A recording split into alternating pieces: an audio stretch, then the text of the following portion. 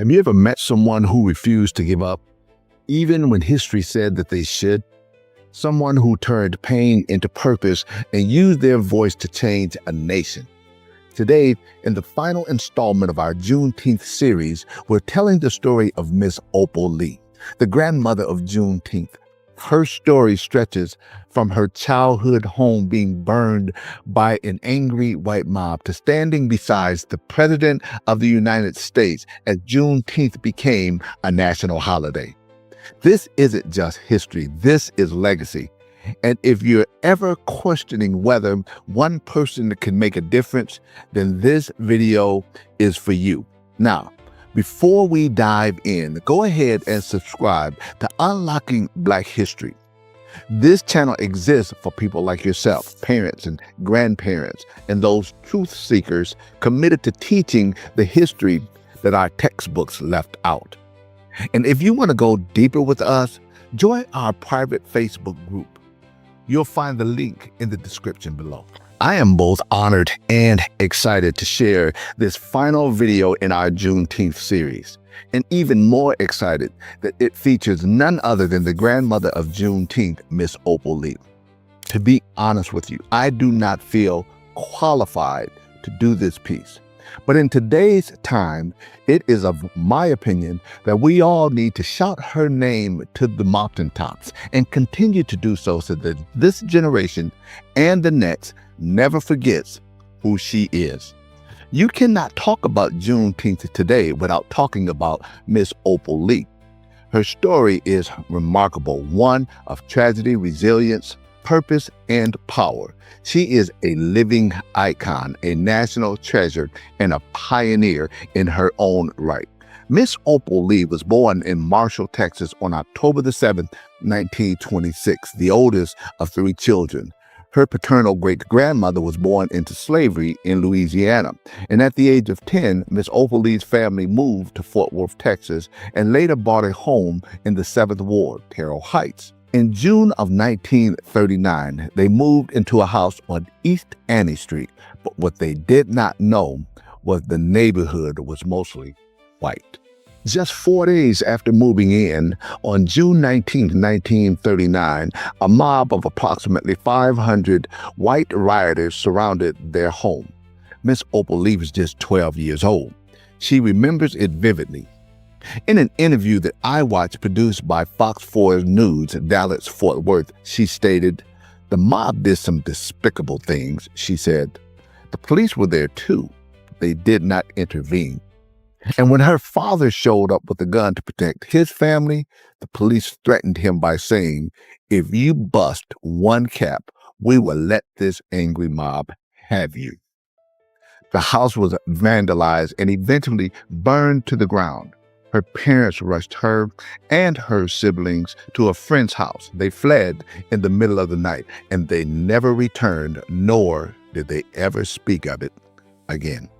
That kind of trauma could have silenced her, but instead it became a seed of something bigger.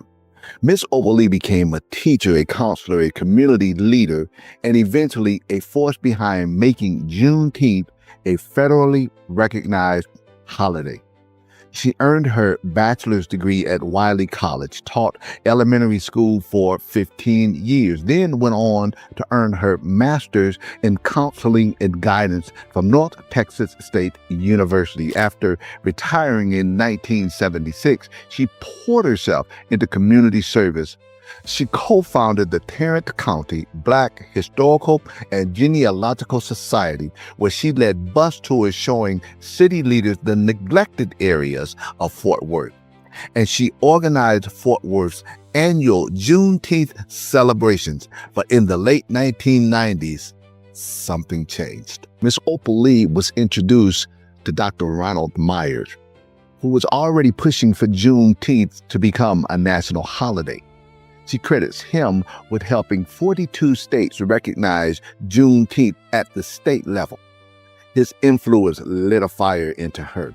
Then in 2016, at the age of 89, Miss Opal Lee made a decision. She told her granddaughter that she was going to walk to Washington, D.C. Yes, walked 1,400 miles to ask President Obama to recognize Juneteenth as a national holiday. She planned to walk 10 miles a day, hoping the gesture would gain some attention. Her granddaughter laughed and said, "He will be out of office by the time that you get there." And her response, "Then I better start now." One company offered her an RV, then pulled out later saying that her mission was too political. Undeterred, she partnered with Juneteenth leaders across the country and walked in multiple states, rallying support along the way. She made it to Washington, D.C. on January the 10th. A press conference had been set up. President Obama had been invited, and they were going to walk from Frederick Douglass's house to the Capitol. But President Obama had a commitment in Chicago that day.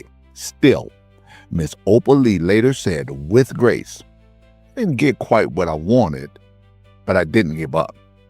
In 2019, she launched a petition, and by 2020, after the murder of George Floyd, her mission caught fire. She had 80,000 signatures. Then came the help of Sean Diddy Combs, who used his platform and helped her to reach 1.5 million signatures. On June 17, 2021, President Joe Biden signed Juneteenth into law, a national holiday, a national reckoning, and a moment she had fought for her whole life to see. Miss Opal Lee said that she wanted to do a holy dance, but her kids told her that when she does her holy dance, it looked a little too much like twerking, so she held on. Her granddaughter then asked her, "Well, since we've made it, do we still have to walk?" Miss Opal Lee replied, "Yes, that will be my victory lap." And she meant it. The story doesn't stop there. The National Juneteenth Museum is currently being built on the very land where the original Fort Worth Museum once stood. She also began longing for the land where her childhood home was burned down. After she and others did some extensive research, they discovered that the land was now owned by Habitat of Humanity. Therefore, Miss Opal Lee asked Habitat of Humanity if she could purchase the land from them. They replied, "No." Then they said, "We will give it to you and help you build a house on it." Life had come full circle. Today, Miss Opal Lee reminds us that Juneteenth isn't just a Black holiday. It is a freedom holiday. It's about freedom to have financial literacy, freedom to have a sufficient education, the freedom to have access to quality of care, community, and empowerment. Her model is simple. If we can be taught to hate, then we can learn to love. And I believe that too. And that's why I created this channel, because I believe that each one teach one.